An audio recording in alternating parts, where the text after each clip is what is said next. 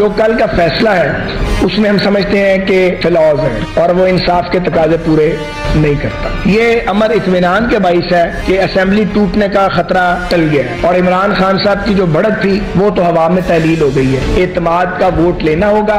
اگر یہ اعتماد کا ووٹ نہیں لیں گے تو یہ بات بالکل واضح ہے کہ موجودہ پنجاب حکومت اسے ایوان کی اکثریت حاصل نہیں ہے اور ابھی اسٹے آرڈر کے پیچھے چھپ رہے ہیں. کنسلٹیشن میں ہم نے فیصلہ یہ کیا ہے کہ ہم ووٹ آف کانفیڈنس لینے جا رہے ہیں پنجاب اسمبلی سے. 177 ممبر جو ہے پی ٹی آئی کا وہ چودھری پرویز الہی کو بیک کر رہا ہے. 10 ممبر پی ایم ایل کیو کے اپنے ہیں. اس حساب سے ہمارے پاس اس وقت 187 ممبران جو ہیں وہ موجود ہیں. اسپیکر کو نکال کے اسپیکر کو شامل کریں تو 188 ہو جائیں گے اور انشاءاللہ یہ جو تمام لوگ ہیں یہ پرویز الہی صاحب کو کانفیڈنس ووٹ دیں گے تاکہ اسمبلیوں کی تحلیل جو ہے وہ ممکن بنائی جا سکے. بسم اللہ الرحمن الرحیم. السلام علیکم. پروگرام ایکسپرٹس میں آپ کو خوش آمدید کہوں گی. ناظرین، پنجاب کی سیاست میں گرما گرمی جاری ہے. لاہور ہائی کورٹ کے فیصلے کے بعد وزیر اعلیٰ پنجاب پرویز الہی بحال اور پنجاب کابینہ فعال ہو چکی ہے، لیکن پنجاب حکومت اور اپوزیشن دونوں عدالت کے فیصلے سے خوش دکھائی نہیں دے رہے. تحفظات کا اظہار اور سوالات بھی اٹھائے جانے ہیں. تحریک انصاف کو یہ اعتراض ہے کہ گورنر کا غیر آئینی اور غیر قانونی ہے اور عدالت نے اسمبلی نہ توڑنے کی انڈر ٹیکنگ کیوں لی، حالانکہ یہ پرویز الہی کی جانب سے بیان حلفی عمران خان اور پی ٹی آئی کی مشاورت کے بعد جمع کرایا گیا ہے.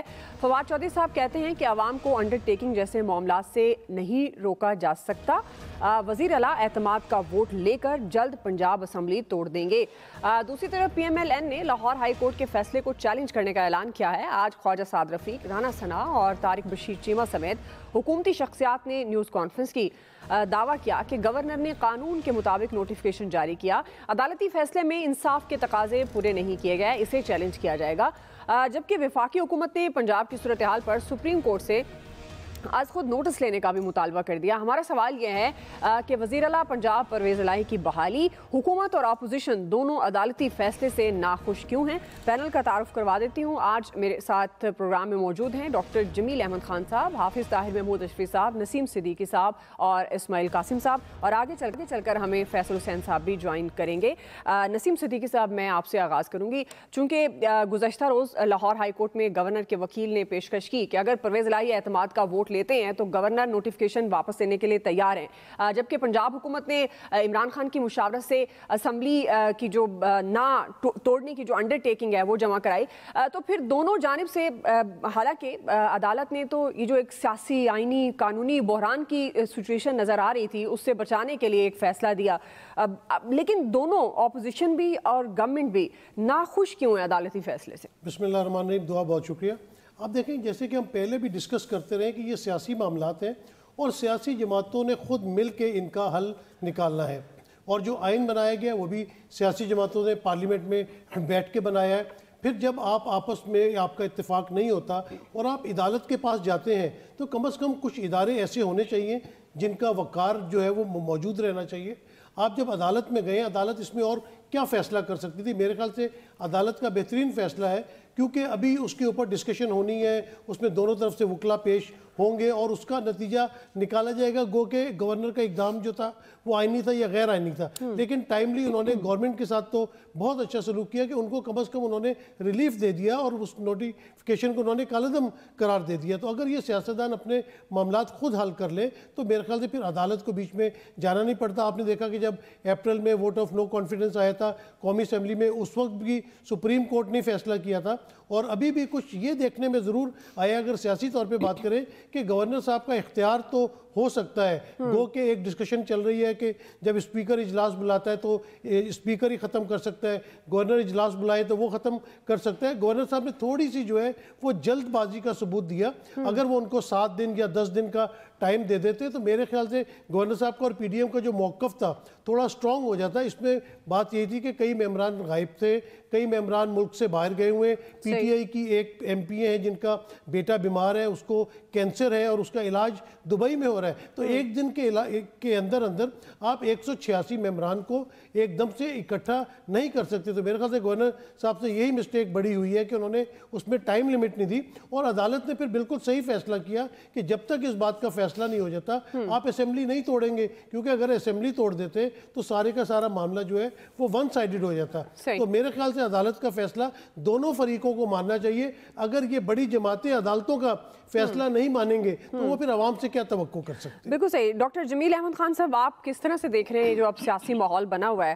اب دونوں جماعتیں، دونوں فریق جو ہیں وہ ناخوش نظر آتے ہیں عدالتی فیصلے کو لے کر.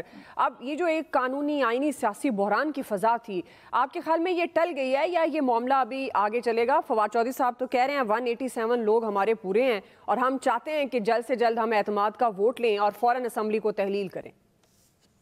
جی ہاں، اگر 187 پورے تھے تو پھر تو بہت آسان تھا کہ ووٹ آف کانفیڈنس لے لیا جاتا، دوبارہ فریش مینڈیٹ لے لیا جاتا. خیر یہ تو ایک بات علیحدہ رہی. آپ کا جو ابتدائی سوال ہے کہ یس کورٹ نے تو فیس سیونگ اچھی دے دی، اور ظاہر ہے جو اس وقت حقائق کورٹ کے سامنے تھے اس میں اگر اس کو بالکل ایک علیحدہ نظر سے دیکھا جائے، ایک نیوٹرل طریقے سے دیکھا جائے، غیر جانبدارانہ طریقے سے دیکھا جائے، تو اس سے بالکل واضح ہوتا ہے کہ یہ جو ہمارے پاس حقائق آرٹیکل 54 میں دیے ہوئے ہیں، 54(3) میں اور آرٹیکل 130 میں جو دیے ہوئے ہیں، جو کوئی گورنر نے استعمال کیا ہے، ان تمام کو سامنے رکھا جائے. اور ساتھ میں سپریم کورٹ نے اسی سلسلے میں ایک طرح رولنگ دے چکی ہے سپریم کورٹ کہ سیشن کے دوران بھی چیف منسٹر کو کہا جا سکتا ہے کہ وہ فریش مینڈیٹ لے لے اس معاملے میں. اور اس میں زیادہ تر وہ حالات ایسے ہوتی ہیں جبکہ کوئی بل، خاص طور پر جو ٹریجری بل وغیرہ پاس نہ ہو سکے، تو ایسی صورت میں.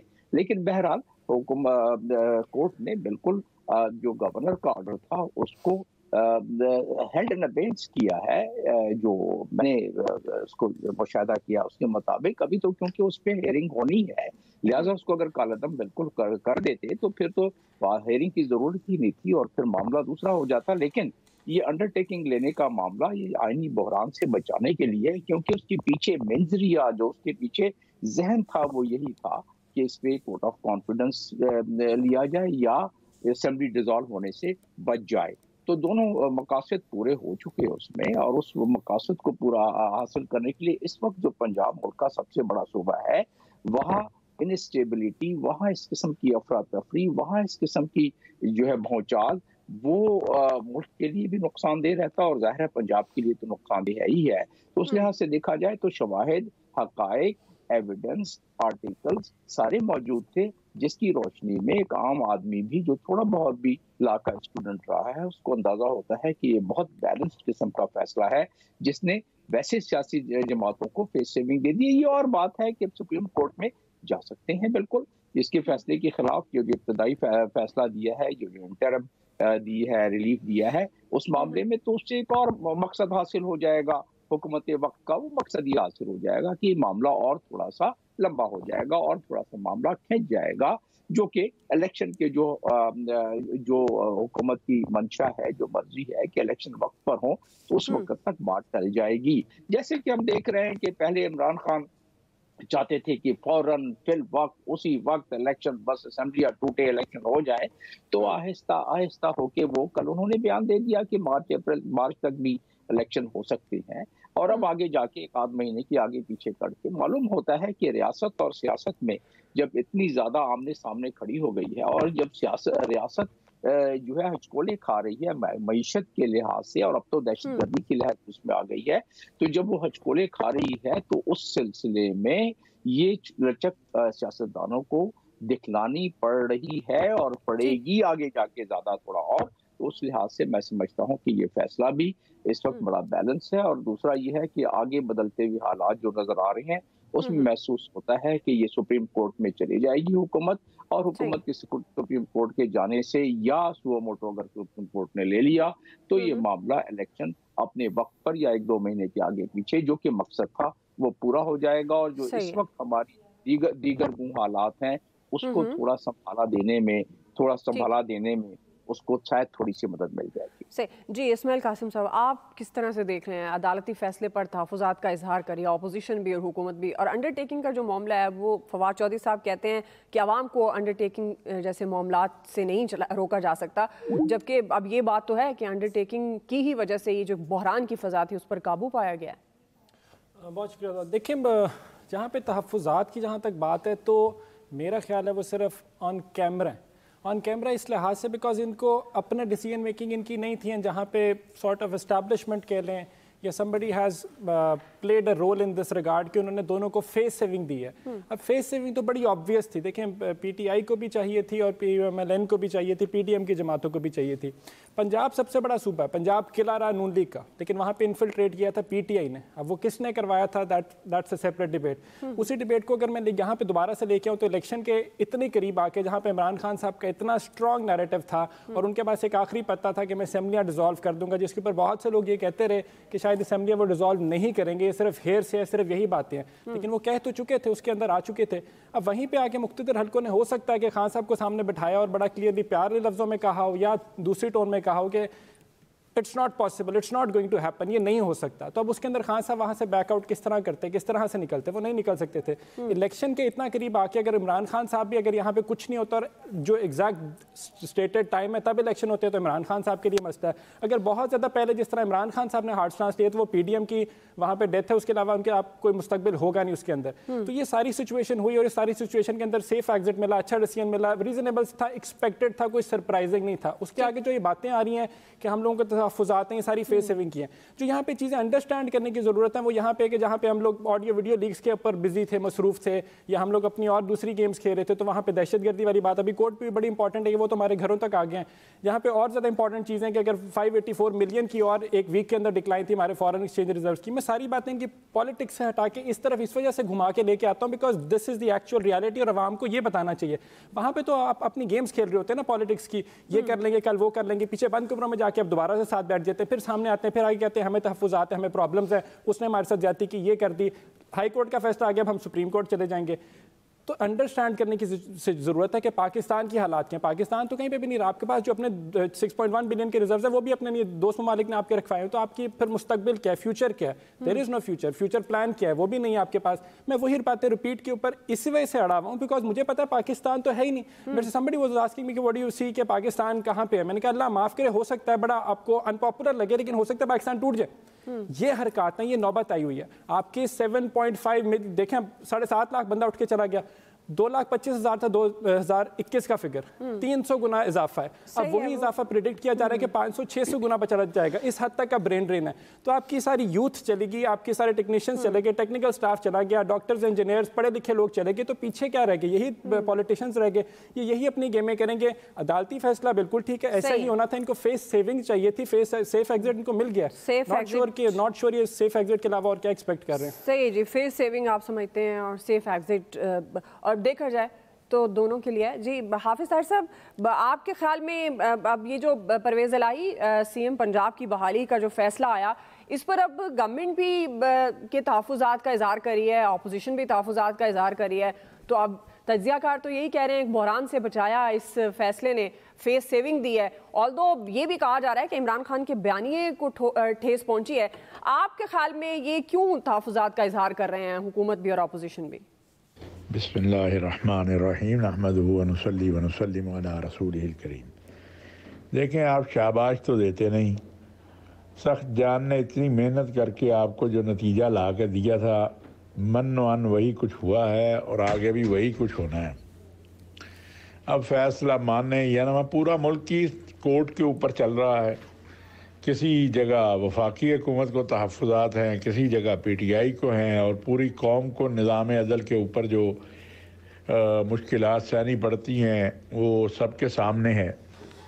ہم بار بار کہتے ہیں یہ بیٹھ کے نظام عدل میں اصلاحات کریں، نظام انصاف میں اصلاحات کریں. اصل مسئلہ یہ ہے کہ جس کو جو فیصلہ قبول ہوتا ہے وہ اس فیصلے کو تحسین کرتا ہے. مسلم لیگ نون کی اگر جو لیگل کمیٹی ہے یا ان کے جو قانونی لوگ ہیں ان کو یہ لگ رہا ہے کہ اس فیصلے میں ان کے ساتھ زیادتی ہوئی ہے تو ان کا حق ہے کہ وہ اس کے خلاف عدالت میں جائیں، سپریم کورٹ میں جائیں۔ اسی طرح کی بات ہے، جس طرح پی ٹی آئی کو بہت سارے فیصلوں پر تحفظات ہیں تو اس سے تو روکا نہیں جا سکتا نا جی۔ لیکن سوال یہ ہے کہ کیا پاکستان کے تمام مسائل اور مستقبل کا فیصلہ اب عدالتوں نے ہی کرنا ہے، یا ہم خود بھی آپس میں سیاسی مذہبی قیادت آپس میں بیٹھ سکتے ہیں؟ بہرحال چودھری پرویز الہی صاحب وزیر اعلیٰ ہیں، ان کی کابینہ بھی موجود ہے، اور وہ 23 تاریخ تھی، میرا کون سی 23 تاریخ تھی، وہ دسمبر کی تھی یا جنوری کی تھی یا دسمبر 2022 کی تھی؟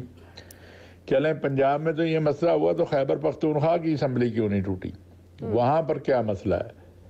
تو یہ سارا قوم کو میں آپ سے عرض کروں کہ دو باتیں ہیں، پوری قوم کو ایک ہیجان میں مبتلا کر رکھا ہے، اور دوسرا یہ بھی ایک بات مجھے لگتی ہے کہ کسی طرح پاکستان میں کوئی معاشی استحکام نہ آ جائے، لہذا ہر 2 دن 4 دن کے بعد ایک نیا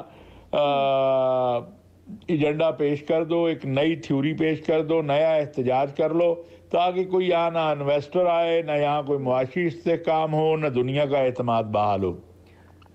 تو یہ ملک 24 کروڑ کے قریب لوگ اس ملک میں رہتے ہیں، اللہ کا واسطہ ہے اپنی ذاتوں کے لیے ہی رحم کھا لیں، اور عمران خان صاحب باقی قومی جماعتوں کے ساتھ بیٹھے اور بیٹھ کر مسائل کو حل کریں۔ صحیح، آپ کہہ رہے اتنی ذاتی انا کو پسے پردہ رکھا جائے، لیکن اب یہاں تو سچویشن ہی اور ہے، یہاں تو مفادات اور ذاتی مفاد کی ہی جنگ ہے، اور اسی کی جنگ لڑ رہے ہیں سیاستدان، اور سارے سیاسی معاملات عدالتوں میں ہی ہوتے ہیں۔ اب دیکھنا ہے کہ آئندہ آنے والے دنوں میں یہ معاملہ کس طرح سے خوش اسلوبی سے حل ہوتا ہے، یا خدا نخواستہ ہم ایک نیا سیاسی قانونی آئینی بحران ہمیں دیکھنے کو ملے گا اور معاملات کس طرف جائیں گے۔ بہرحال جی سیاستدانوں کا تو یہی کہنا ہے کہ انتخابات کی طرف جانا چاہیے۔ فواد چودھری صاحب بھی کہہ رہے ہیں معاشی استحکام کے لیے سیاسی استحکام ضروری ہے، اور سیاسی استحکام نئے انتخابات سے ہی آ سکتا ہے۔ رائے آپ ایکسپرٹس کی جان چکے ہیں۔ بریک لے لیتے ہیں ناظرین، بریک سے واپس آئیں گے۔ ہمارا دوسرا سوال ہوگا، ملک میں دہشت گردی کی نئی لہر، حکمرانوں کی جانب سے دہشت گردی کے خلاف متحد ہونے کی بجائے سیاست کیوں کی جا رہی ہے؟ یہ ہمارا سوال ہوگا، رائے لیں گے بریک کے بعد۔ ویلکم بیک ناظرین، ملک میں سیاسی افراتفری اور معاشی بحران کے ساتھ ساتھ دہشت گردی کی نئی لہر شروع ہو گئی ہے۔ پاک فوج کی جانب سے دہشت گردوں کے مکمل خاتمے کا عزم سامنے آ رہا ہے، لیکن دہشت گرد جنوبی وزیرستان، پشاور اور بنو کے بعد اسلام آباد تک پہنچے ہیں۔ گزشتہ روز سیکیورٹی اداروں کی بروقت کارروائی کی وجہ سے اسلام آباد ایک بڑی تباہی سے بچ گیا، لیکن دہشت گردی کے معاملے پر وفاق اور کے پی صوبائی حکومت آمنے سامنے ہیں، ایک دوسرے پر ذمہ داری ڈالنے کی کوشش کی جا رہی ہے اور سنگین الزامات بھی لگائے جا رہے ہیں۔ وفاقی حکومت کا الزام ہے کہ خیبر پختونخوا حکومت مرکز کے خلاف سیاست اور چڑھائی کی پلاننگ میں بزی ہے۔ صوبے میں امن و امان کی صورتحال پر کوئی توجہ نہیں دی جا رہی۔ صوبائی حکومت کی نااہلی اور ناقص حکمت عملی نے دہشت گردوں کو دوبارہ سر اٹھانے کا موقع دیا، جبکہ کے پی حکومت کی جانب سے جوابی الزامات کا سلسلہ بھی جاری ہے۔ صوبائی حکومت کے ترجمان ہیں بیرسٹر محمد علی سیف، جنہوں نے کہا ہے کہ وفاقی حکومت دہشت گردی کے معاملے پر سیاست کر رہی ہے۔ اسی حوالے سے ہمارا سوال جمیل احمد خان صاحب، میں آپ سے آغاز کری ہوں۔ جس طرح سے ایک دوسرے پر الزام تراشی اور ذمہ داری ایک دوسرے پر ڈالنے کی کوشش کی جا رہی ہے، بچنے کی ایکچولی ذمہ داری سے کوشش کی جا رہی ہے، یہ جو ملک میں دہشت گردی کی نئی لہر ہے، آپ کے خیال میں جیسے پہلے متحد ہوئے ایک اتحاد ایکشن پلان کی صورت میں سامنے آیا، اب یہ اتنا حساس معاملہ ہے، بجائے اس کے کہ یہ تمام صوبائی حکومتیں، وفاقی حکومت متحد ہوں، لیکن اس پر سیاست کی جا رہی ہے۔ آپ کیا سمجھتے ہیں کہ اس طرح کے معاملات پر تو اتحاد ہونا چاہیے حکومتوں کے درمیان، لیکن سیاست کیوں؟ جی ہاں، باقی تمام معاملات میں تو ہم نے دیکھ لیا کہ سیاست کیا جا رہا تھا، اور اس میں ایک دوسرے کو نیچا دکھلانے کے لیے اب یہ نوبت بھی ملک میں آ گئی کہ ہمیں دہشت گردی پر سیاست دیکھنے کو مل رہی ہے۔ یہ کچھ اور نہیں، دہشت گردی پر سیاست ہے کہ صوبہ مرکز پر اور مرکز صوبے پر اپنے جو ہے بلیم گیم کو بڑھائی آگے۔ یہ بڑی کلیئر واضح ہے نیشنل ایکشن پلان 2014 جس کا آپ نے ذکر کیا کہ تمام پارٹی تمام کے تمام بیٹھ کر ایک وضع کیا 20 نکاتی نیشنل ایکشن پلان، اس میں دیا ہوا ہے 4 نمبر پر 4th جو پلان ہے نیشنل ایکشن کا، اس میں نیکٹا کو کی ذمہ داری ہے، اس کو اسٹرینتھن کرنے کے لیے دیا گیا ہے، اور ساتھ میں صوبائی حکومتیں ساری کی ساری اس سے تعاون کرتی ہیں. صوبائی حکومتوں کی لا اینڈ آرڈر ذمہ داری ہے. دہشت گردی بھی لا اینڈ آرڈر میں آتا ہے. 18th امینڈمنٹ کے بعد اور زیادہ پاور صوبائی حکومتوں کو مل گئی ہیں. صوبائی حکومتیں کیسے اجتناب کر سکتی ہیں اپنی اس ذمہ داری سے؟ کیونکہ صوبائی حکومت تو قانونی طور پر اور ویسے بھی اگر دیکھا جائے 18th امینڈمنٹ یا اگر نیشنل ایکشن پلان کو دیکھا جائے تو وہ اس چیز سے اپنی پہلو تہی نہیں کر سکتی ہیں.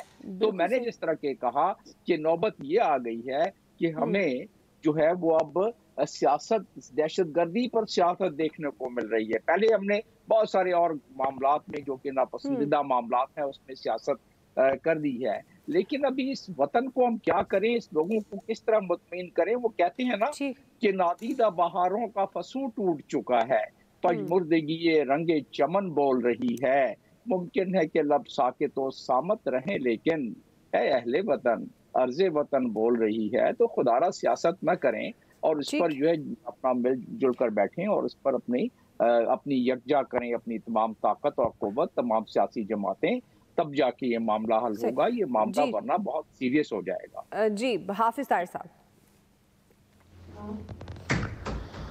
جی حافظ طاہر صاحب. دیکھیے, دہشت گردی کے معاملے پہ کسی کو بھی سیاست نہیں کرنی چاہیے.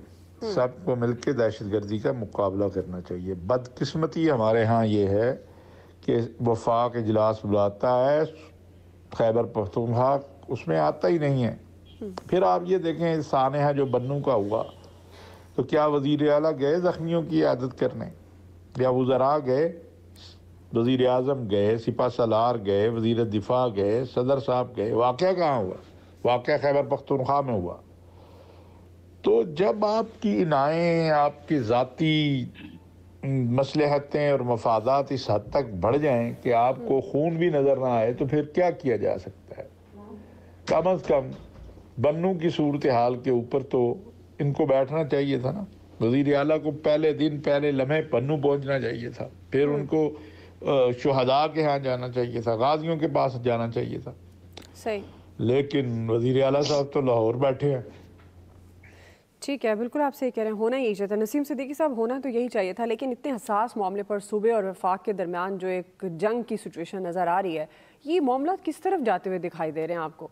دیکھیں, جب پاکستان کے وزیر داخلہ جو ہے وہ اپنے ہی صوبے تسخیر کرنے کے لیے نکلے ہوئے ہوں اور ٹوٹل ان کا جو ہے پولیٹیکل ایجنڈا اس وقت نظر آ رہا ہے, مطلب ان کو پولیٹکس سے تعلق ہے, حکومت ہے, لیکن اپنے اپنے ڈپارٹمنٹ کے حساب سے کام کرنا چاہیے, ان کو بھی کرنا چاہیے. صوبائی اسمبلی کو میرے ساتھیوں نے بالکل صحیح کہا کہ یہ تو مل جل کے کرنا پڑے گا. آپ دیکھیں کہ ایک وقت پاکستان میں اس طرح کا آ گیا تھا کہ لوگوں نے بچوں کو اسکول جانے سے روکنا شروع کر دیا تھا جب یہ دسمبر میں APS والا واقعہ ہوا تھا. اس کے بعد قوم متحد ہوئی, chief of the army staff نے ضرب اسب ایک نکلا, اس کے بعد کس طرح دہشت گردی پہ قابو پایا گیا. پھر جب تمام اداروں کی توجہ سیاست کی طرف ہو گئی تو وہاں پہ پھر دہشت گردوں کو سر اٹھانے کا موقع مل گیا. حالانکہ ابھی آپ دیکھیں کہ ایک بہت امپورٹنٹ بات ہے کہ پاک افغان سرحد کے اوپر بہت بڑی جو ہے وہ باڑ لگا دی گئی ہے, بہت سارے وہاں قلعے بنا دیے گئے. اب سمجھ نہیں آتا کہ دہشت گردی سرحد پار سے ہو رہی ہے یا جو ہماری طرف لوگ ہیں وہ دہشت گردی کے اوپر دوبارہ مائل ہو گئے. تو یہ جس طرح ابھی قاسم نے بات کی تھی کہ پاکستان کی معیشت, پاکستان کی سرزمین, یہ چیزیں زیادہ امپورٹنٹ ہیں. انشاءاللہ پاکستان قیامت تک قائم رہے گا, اور اس پاکستان کو قائم رکھنے کے لیے یہاں پہ جو بیٹھ کے تمام لوگ بینیفٹس لے رہے ہیں, ہم لوگ ہو گئے یا حکومت ہے, ان کو کم از کم اس طرح کی اسٹریٹجی بنانی چاہیے کہ کم از کم معیشت پاکستان کی بہتری کی طرف جائے. اور یہ جو دہشت گردی کی افریت نے دوبارہ سر اٹھانا شروع کر دیا ہے, اسے مل جل کے کچلنا ہوگا. اور اس چیز کو چھوڑ دینا چاہیے کہ صوبائی اسمبلی کا جو ہے ان کی ذمہ داری تھی, یہ سب کی مل جل کے ذمہ داری ہے اور سب کو مل جل کے اس مسئلے کا حل نکالنا پڑے گا. جی اسماعیل قاسم صاحب. لیکن تو اب یونائٹڈ وی اسٹینڈ, ڈیوائیڈڈ وی فال, بڑی بیسک سادی سی لائن ہے, لیکن جو سچویشن بن گئی ہے, جیسے دہشت گردی کے ساتھ ہم نے ایکسپیرینس بھی رہا ہے ہمارا, ہمارے اوپر بڑی فٹن بیٹھتی ہے. یہاں پہ وفاق کا یا صوبوں کے درمیان پہ جو اختلافات ہیں وہ جتنے مرضی کریں, پالیٹکس کرتے ہیں یہ لوگ, اور میں تو ہمیشہ سے ہی کہتا ہوں کہ یہ لوگ کرتے ہی صرف پالیٹکس ہیں اور مطلب جھوٹ بولتے ہیں, عوام کے ساتھ دھوکہ کرتے ہیں. لیکن not over here, in this regard آپ نہیں کر سکتے. 75,000 کے قریب ہماری سویلینز کی جانیں تھیں جو گئی تھیں, اور اس ٹائم میں اور آپ کے ٹائم میں بڑا فرق ہے. اس ٹائم آپ کو اتنے آپریشنز کرنے پڑے تھے. اب آپ دوبارہ کہاں سے کریں گے؟ ہماری معیشت نہیں ہے، آپ کو جنگل لڑنے کے لیے بھی پیسے اچھے خاصے چاہیے ہوتے ہیں، وہ کہاں سے آئیں گے؟ آپ کے پاس روپیہ نہیں ہے. تو انڈرسٹینڈ ہمیں یہ سمجھنے کی ضرورت ہے کہ اس ٹائم سے لے کے اس ٹائم میں بڑا زیادہ فرق ہے، اور 70-75 ہزار جانیں تھی ہم لوگوں کی گئی تھی. ہم نے چمن بارڈر سے دیکھا، آغاز ہوا بنو سے ہوتے ہوئے، پھر اب تو ہمارے گھروں کے اندر آگے اسلام آباد ہے، ہمارا کیپٹل ہے، کیسے ہو سکتا ہے جا کے؟ اور ہم لوگ کس طرف، ہماری پرائیورٹیز کیا ہیں؟ ہم لوگ لگے کہاں ہوئے ہیں جا کے؟ ہم لوگ صرف یہ جا کے الیکشن ہونا ہے نہیں ہونا، میں نے کرنا ہے تم نے کیا، وہ فیصلہ ہے میں اس کے اوپر اپیل کروں گا تم وہ کر لو، آج اینڈ پہ آڈیو ویڈیو لیکس کر دیتے ہیں اٹھا کے. ہم تو یہاں پہ لگے ہوئے ہیں جا کے، تو پیچھے وہ وہاں پہ بیٹھے پلاننگ کر رہے تھے کہ ہم نے کس طرح انفلٹریٹ کرنا ہے، کیا کچھ کرنا ہے. تو انڈرسٹینڈ کریں سیز فائر جب ختم ہوا تھا وہ تو آبویسلی میرے جیسے بندے کو اگر پتا ہے سیز فائر ختم ہو گیا، ان کی سٹیٹمنٹس آ گئی ہیں، میرے تک اگر پہنچ چکی ہیں، تو میری تو اتنی بڑی سورسز نہیں جتنی ہماری ایجنسیوں کی ہیں، تو پھر ہم لوگ کہاں تھے؟ ہماری اسٹیبلشمنٹ کہاں پہ لگی ہوئی تھی؟ تو نیوٹرلٹی کی جو بات کرتے ہیں، ہم نیوٹرلٹی کو کریں تو صحیح نا، اس کے اوپر عمل درآمد کریں اور واپس اس طرف لے کے آئیں. بیکاز یہ چیز اگر اس زمانے میں آ کے دوبارہ بڑھ گئی تو وہاں پہ پھر ہمارے لیے تو بڑا زیادہ مسئلہ ہو جائے گا. بیکاز ایونچولی پھر لوگ پھر ڈاٹس جوڑیں گے، اور لوگ پھر جب ڈاٹ جوڑیں گے تو پھر وہ اچھی چیز نہیں ہوگی. جو امیج بلڈنگ ہم نے کرنی ہے وہ امیج اور زیادہ خراب ہوتا جائے گا. بالکل جی، اور یہ سیاستدانوں بہت بڑی ذمہ داری ہے، اور بڑے معاملات ہیں جن پر آپ سیاست کر سکتے ہیں، اپنی ذمہ داری دوسروں پر ڈال سکتے ہیں، لیکن کم از کم اتنے حساس معاملے پر سیاست نہیں ہونی چاہیے. بریک لیتے ہیں جی، بریک سے واپس آئیں گے. تیسرا سوال ہمارا کراچی سے متعلق ہوگا. کراچی کے سیاسی منظرنامے میں بڑی ہلچل، ایم کیو ایم کے دھڑوں کے انضمام کا کتنا امکان ہے، یہ سوال رکھیں گے، رائے لیں گے بریک کے بعد. ویلکم بیک ناظرین. کراچی کی بات کرتے ہیں. کراچی کے سیاسی منظرنامے میں ایک بار پھر بڑی ہلچل دکھائی دے رہی ہے. متحدہ کے تینوں جو دھڑے ہیں ان میں انضمام کی کوششیں عروج پر ہیں. ذرائع کے مطابق ایم کیو ایم کے دھڑوں کو متحد کرنے میں گورنر سندھ کامران ٹیسوری کا ایک بڑا ہاتھ ہے، اور یہ بھی بتایا جا رہا ہے کہ معاملات تقریباً طے پا چکے ہیں. M Q M Pakistan Farooq Sattar group اور P S P M Q M Pakistan کے پلیٹ فارم پر ضم ہوں گی، اور خالد مقبول صدیقی اس کی سربراہی کریں گے. یہ بھی کہا جا رہا ہے کہ یہ تینوں دھڑے بلدیاتی الیکشن میں ایم کیو ایم پاکستان کے پلیٹ فارم سے انتخاب لڑیں گے. اب اس اہم سوال کے لیے ہمیں جوائن کیا ہے فیصل حسین صاحب ہمارے ساتھ موجود ہیں. فیصل صاحب، میں آپ کو خوش آمدید کہوں گی. آپ سے یہ آغاز کرتی ہوں، یہ کیا بڑی تبدیلی آپ دیکھ رہے ہیں سیاسی منظرنامہ جو کراچی کا ہے؟ کیا یہ جو تمام دھڑے ہیں ایم کیو ایم کے، یہ ایک ہی اس میں جا رہے ہیں خالد مقبول صدیقی کی سربراہی میں؟ کیا خبریں ہیں آپ کے پاس؟ دیکھیں، یہ جو دو جماعتیں اور تیسرا دھڑا ہے، تو ان کو تو آپس میں انضمام ہونے کا جو ہے نا ایک اصولی فیصلہ تو ہو گیا. اس حد تک تو بات ٹھیک ہے. یہ بھی بالکل ٹھیک ہے کہ وہ خالد مقبول صدیقی کی سربراہی میں جو ہے وہ کام کرنے پر جو ہے وہ اتفاق ہو گیا، اور جو انتخابی نشان، جھنڈا اور ایم کیو ایم کا پلیٹ فارم، وہ تینوں چیزیں بھی جو ہے وہی جو استعمال ہوں گی، اس بات پر بھی جو ہے وہ اتفاق ہو چکا ہے. اچھا، اب اس میں جب ہم اس سلسلے میں جو ابھی تک جو چیز طے ہوئی ہے وہ یہ ہے کہ پہلے مرحلے میں تو ایم کیو ایم اور پی ایس پی ایک ہوں گے. اس کے بعد اگلے مرحلے میں جو ہے وہ ڈاکٹر فاروق ستار جو ہے وہ اپنی ٹیم کے ساتھ جو ہے وہ ایم کیو ایم کا جو ہے وہ حصہ بن جائیں گے. اگر جب ہم اس سلسلے میں جب ایم کیو ایم والوں سے پوچھتے ہیں تو وہ اس کا کوئی باضابطہ جواب نہیں دیتے. وہ کہتے ہیں کہ ایم کیو ایم کے دروازے سب کے لیے کھلے ہوئے، جب وہ جو بھی آنا چاہے تو آ جائے. جب وہ ہم پی ایس پی کے رہنماؤں سے ہماری اس حوالے سے بات ہوتی ہے تو وہ یہ کہتے ہیں، اس حوالے سے کوئی بھی باضابطہ طور پہ جو ہے بات کہنے سے گریز کرتے ہیں. لیکن ہماری مصدقہ اطلاعات کے مطابق اس حوالے سے جو ہے وہ اصولی طور پہ جو ہے وہ اتفاق رائے ہو چکا ہے. ان سیاسی جماعتوں کے درمیان جو ہے وہ اگر اس کو خفیہ ملاقاتیں کہہ لیں، جو بھی نام دے دیں، وہ ملاقاتیں بھی جو ہیں وہ ہو چکی ہیں. اور یہ کافی عرصے سے کراچی کے اندر ایک وہ بھی تھا، کافی جو ان کی جو کمیونٹی بیس ووٹ ہے، اس کو ہم عرف عام میں مہاجر ووٹ بینک کہتے ہیں یا کراچی کا ووٹ کہتے ہیں، تو وہاں سے ڈیمانڈ بھی یہ تھی کہ یہ سارے دھڑے جو ہیں وہ ایک ہو جائے، کیونکہ بہت سارے لوگوں کا خیال تھا کہ ان کی تقسیم کی وجہ سے جو اصل اسٹیک ہولڈر ہے وہ ان کو شہر کی نمائندگی نہیں مل رہی، اور جو شہر کے اسٹیک ہولڈر نہیں ہیں وہ جو ہے وہ شہر سے جو ہے منتخب ہو رہے ہیں. تو یہ ایک بہت بڑی ڈیبیٹ تھی جو شہر کے اندر جو کئی سالوں سے جو ہے وہ جاری تھی. تو اس میں سیاست میں تبدیلی دیکھ رہے ہیں آپ کراچی کی سیاست کی فیصل صاحب؟ دیکھیں، یہ خبر کی حد تک تو بہت بڑی خبر ہے، اس میں کوئی شک نہیں کہ بہت بڑی خبر ہے. لیکن اگر بہت ہی ہم سنجیدہ اور ایک غیر جانبدارانہ تجزیہ کریں نا کہ اس کا سیاست پہ کیا اثرات پڑیں گے، کتنی ڈرامائی تبدیلی ہو جائے گی، اور وہ ووٹ بینک جو ایم کیو ایم کا پہلے والا ووٹ بینک تھا وہ مکمل طور پہ جو ہے وہ بحال ہو جائے گا، کیونکہ آخر میں جو ایم کیو ایم کا جو ووٹ بینک تھا وہ تو بہت انتہائی حد تک جو ہے وہ مایوس کن سے بھی زیادہ وہ خراب رہا ہے. کہ جس طریقے سے ایم کیو ایم ہاری اور جیتی بھی، تو جس طریقے سے 65 ووٹوں سے وہ بھی سب کے سامنے معاملات ہیں، اس کے نتائج، ان کے انضمام کے کیا نتائج نکلیں گے کوئی آپ کیلکولیشن نہیں کر سکتے. کوئی اس پہ آپ جو ہے غیر جانبدارانہ تجزیہ جس لمحے ہم آپ سے بات کر رہے ہیں اس وقت نہیں دے سکتے کہ اس کا کیا امپیکٹ پڑے گا, لوگ اس کو کس حد تک جو ہے وہ قبول کریں گے, کس حد تک جو ہے اس اتحاد کے جو ہے انتخابی نتائج پہ جو اثرات ہوں گے. لیکن اس کے کئی پہلو ہیں. ایک تو جو یہ منتشر افرادی قوت ہے وہ افرادی قوت ایک ہوگی, اور پھر یہ جو گروپ آپس میں ایک دوسرے کا ووٹ کاٹتے تھے اس میں فرق پڑے گا. جو ان کے جو نشتر تھے تنقید کے, مخالفت کے, جو ایک دوسرے کے اوپر چلاتے تھے وہ بند ہو جائیں گے, اور تو بہت سارے لوگ جو ان کے آپس کے اختلافات کی وجہ سے ووٹ دینے نہیں نکلتے تھے اس پہ اثر پڑ سکتا ہے. لیکن یہ کتنا نتیجہ خیز ہوگا, کتنا آپ کو سیاسی آنے والے 2023 کے نتائج جو ہے وہ حیران کن کر دے گا, اس بارے میں ہم آج کی تاریخ میں بیٹھ کر کوئی رائے نہیں دے سکتے. جی نسیم صدیقی صاحب, اب جس طرح فیصل صاحب کہہ رہے ہیں کہ یہ باتیں ہیں اور یہ ان میں سچائی بھی ہے, ظاہر ہے ابھی اس طرح سے منظر عام پر نہیں آ رہی, اگلے ہفتے ہو سکتا ہے معاملہ طے ہو جائے. اچھا, تو نسیم صدیقی صاحب کراچی کی سیاست میں کوئی تبدیلی ہوگی, جو فیصل صاحب سے میں نے سوال کیا؟ نہیں, میرے خیال سے یہ باتوں میں تو یہ چیزیں بہت اچھی لگ رہی ہے کہ سب لوگ تمام لوگ مل جل کے بیٹھ جائیں گے, لیکن میرے خیال سے ان کے اختلافات اتنے بڑھ چکے ہیں اور انا کی جنگ بھی چل رہی ہے اور ہر کوئی اپنے آپ کو لیڈر سمجھتا ہے, تو میرا نہیں خیال کہ یہ لوگ اکٹھے مل کے بیٹھ جائیں گے. جیسے فیصل نے کہا ڈیفینیٹلی وہ کراچی میں بیٹھے ہیں, ان کے پاس بہتر انفارمیشن ہے. کسی وجہ سے اگر ان کو اکٹھے بٹھا بھی دیا تو کچھ عرصے بعد پھر ان لوگوں کے درمیان میں جو علیحدگی ہو جائے گی, کیونکہ لیڈرشپ کی جو دوڑ ہے نا وہی اصل میں سب سے بڑا مسئلہ ہے. اور آپ کو پتہ ہے کہ ہر عروج کو زوال ہے. جب ایم کیو ایم کے لیڈر الطاف حسین تھے وہ ایک بیانیہ ڈیفرنٹ تھا, اس کے بعد ینگ لوگ ان کے ساتھ تھے. اب ان کو 20-25 سال ہو گئے ہیں وہ پاکستان میں موجود نہیں, اور نئی جو لیڈرشپ ہے وہ سامنے آ چکی ہے, لوگ ان کو ووٹ دے رہے ہیں. تو پاکستان میں ٹوٹلی آپ دیکھیں کہ پولیٹکس کے ڈائنمکس چینج ہو چکے ہیں.